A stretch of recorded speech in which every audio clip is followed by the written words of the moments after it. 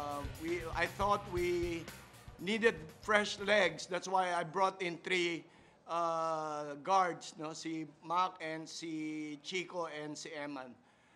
That gave us that legs to play defense. I like the way our players performed defensively, especially down the stretch. When we needed a stop, they made a stop, and that's pride for everyone. Thank you.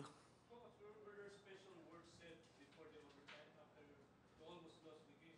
Well, wala naman nothing special, but this the reminder only is to stay positive. I like the positivity of the players. No, I did not sound like I was positive during the game, but they stayed positive all throughout the game.